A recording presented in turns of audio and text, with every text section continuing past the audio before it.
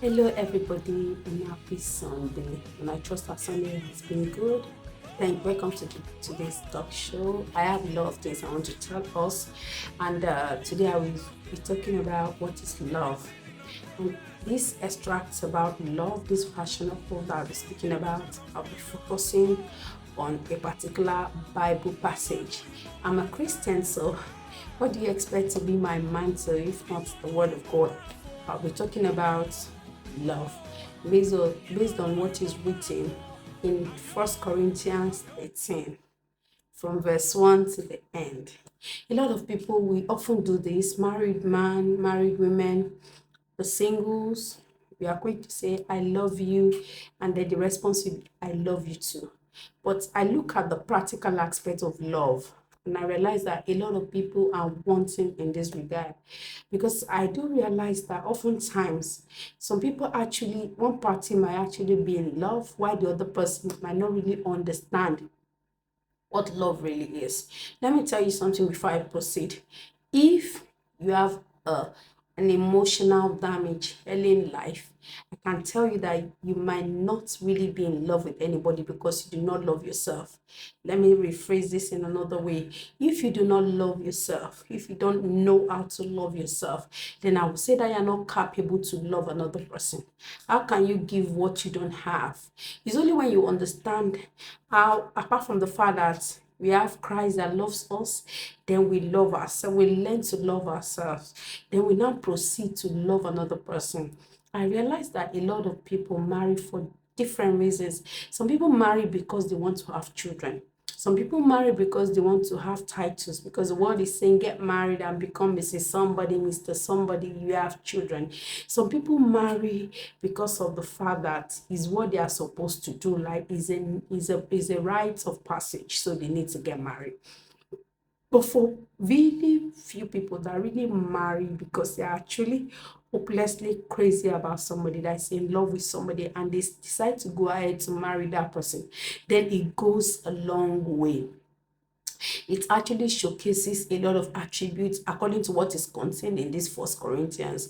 Love is not selfish. If you actually say you're in love with your spouse, you love your husband, you love your wife, you love your girlfriend, you love your boyfriend, if it's really true that you love them, then you not be selfish. Your decision that you take will not be selfish. The way you act will not be selfish. Love is not arrogant or rude. You can be arrogant. Yes, God has made you the head of a home. He has given you this divine level of authority. But in that authority, he asks you to love your wife just as he has loved the church. So what are you really doing? How are you showcasing your love? You come home, you act like Jagaban, like terrorists, like homeland terrorists. Start coming in, everybody's so scared. Love doesn't make us scared. If you are able to go to God in times in prayer and he takes you back every time because he loves you, then how is it hard for you to for that position that he has given you to order your home and love your wife, love your children, and you are acting like the Jagaban, like the homeland terrorist? That's not love.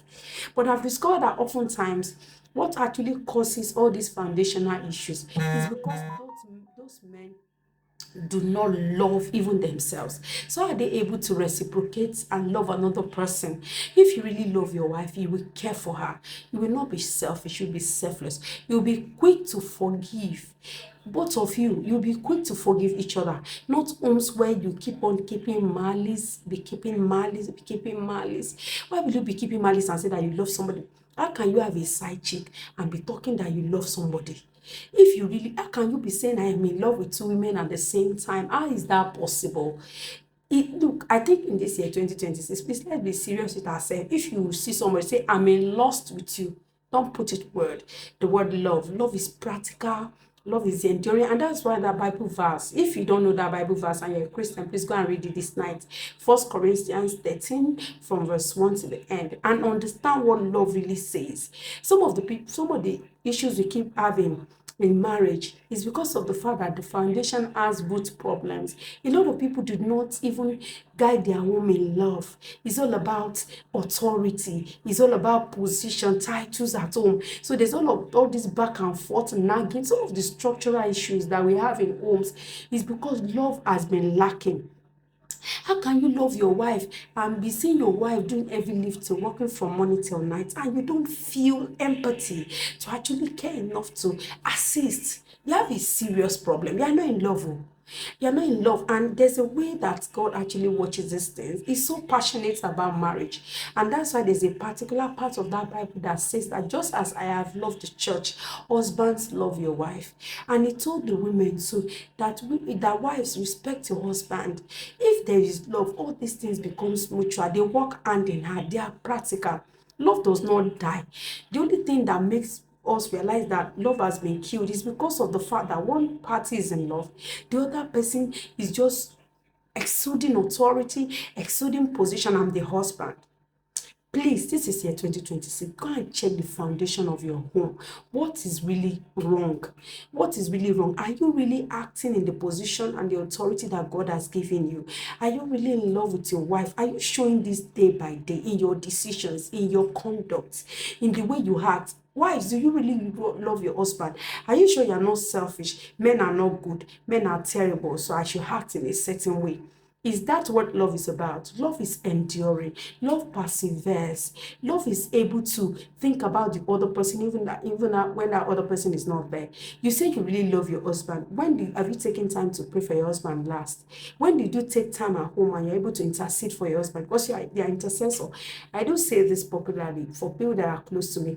If you're in love with somebody, you will be that closest person to that person that will intercede. Whenever you are praying, you remember that person's name pops up.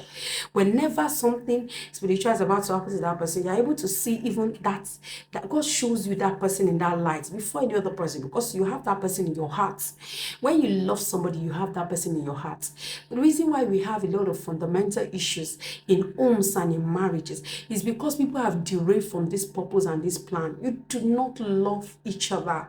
You do not love each other. You've derailed from that plan. You've derailed from that purpose. So please, we need to go and recheck our feelings in this 2026. What is really wrong with my marriage? Are they fundamental issue, or do I really love my wife? The attitudes, the way we act, is because there's a root problem, which is the love that is supposed to be that bedrock. Because Christ orders the home, yes, is the foundation of that home, but he has guided you to love the other person. Now, if this love is faulty and there's a problem with that love, then the home cannot work. Because can two work together except they agree? No. And that's why you see a man that will be so concerned about the title, I'm the husband, whatever I say, just shut up.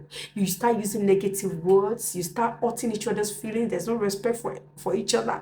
The only thing that brings you together is just the children. Yes, he has created that position for there to be procreation, for there to be multiplication, for you to multiply and have children. But it's not just for that sole purpose.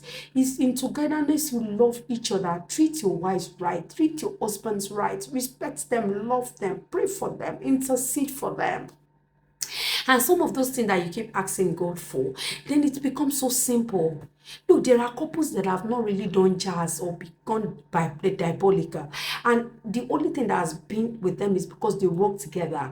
They align in goals. They align in thoughts.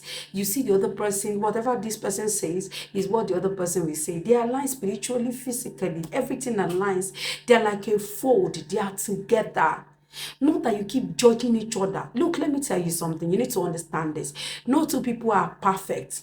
Your husband is not perfect. Your wife is not perfect. You don't expect them to be. But because you love them, you are able to look at their weaknesses, take it in, and you're able to support them. Because that's love. It transcends. People often say this, that love that you outgrow, it doesn't outgrow. It's because there's a fundamental issues. So please, I'll be bringing more segments about the home and its conduct. But this is the first rule. So I will ask you before I go, do you really love your wife?